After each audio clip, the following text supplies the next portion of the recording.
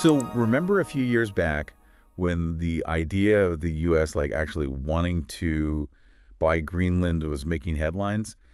It sounded pretty wild at the time, right? Yeah, I remember that. It was definitely one of those headlines that made you do a double take. Right. Well, today we're diving into the sources and looking at the strategic reasons behind this whole idea. Yeah. It came up a couple of times when President Trump was in office, and remember Denmark wasn't too thrilled about it. Back in 2019, they basically said, no way. And it even caused a whole canceled state visit. Yeah, things got a little frosty there for a bit. Yeah. But when you dig a little deeper, into the reports and analyses, it turns out there's a lot more to this than meets the eye. There are some pretty significant geopolitical and national security things going on up there. It's really fascinating how this seemingly out there notion is actually tied to some pretty deep-rooted strategic thinking, both historically and looking ahead to the future. Exactly. So let's bring this down. First off, location. Greenland's a big deal just because where it sits. It's the world's largest island right smack between North America and the Arctic. Prime real estate. Yeah, and here's the thing. With the Arctic ice melting the way it is, our sources point out that Greenland's becoming a key, a gateway to all these potential new shipping lanes. Right, and those emerging Arctic routes could really shake things up in terms of global trade. Those routes could cut down travel times between major economic hubs significantly. Whoever controls Greenland stands to gain a huge strategic advantage in global commerce. And it's not just about the shipping lanes.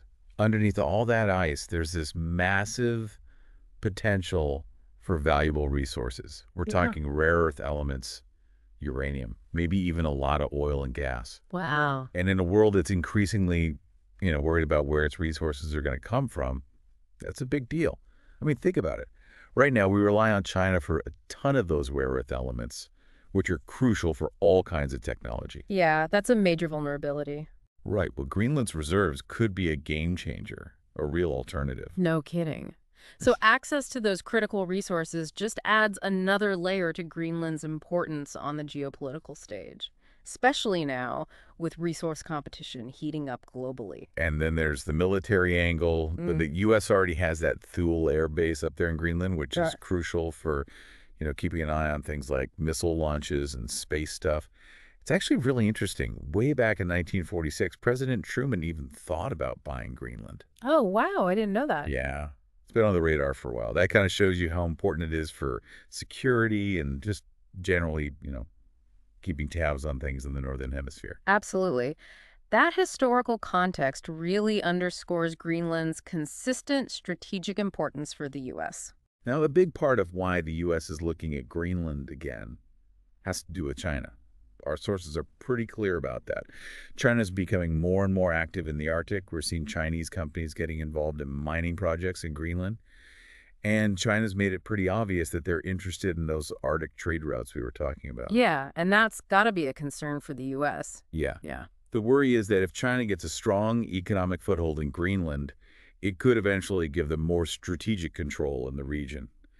And the Arctic is becoming, increasingly important. That's definitely a valid concern. China's economic activities in Greenland, along with their broader Arctic ambitions, definitely raise some red flags. It's a potential challenge for U.S. interests in the region. Here's another piece of the puzzle. Greenland's getting more and more independent from Denmark, especially when it comes to their economy. And that means they can make their own deals about foreign investment, including investment from, China. So naturally, the U.S. is kind of watching that situation, worried that those economic ties might pave the way for other countries to gain influence in the region. Yeah, it makes sense that the U.S. is keeping a close eye on those developments. Greenland's growing autonomy changes the dynamics up there, and it could have implications for U.S. interests in the Arctic. So when you put it all together, it's not so strange that the U.S. would be interested in Greenland. It's got this super important location. There's the potential for a ton of resources. It's already a key spot for the military. And then there's the whole, competition with China thing. Right. It's like all these different factors converging in one place. Totally. So here's something to think about. Climate change is going to keep transforming the Arctic. Mm. Resources are going to become even more important. So how do you think this all plays out? How much more important could a place like Greenland's become in the future? That's a great question. One we'll all have to wait and see the answer to. Definitely. Yeah. Okay, well, that's all the time we have for this deep dive. Thanks for listening. Thanks for having me. See you next time.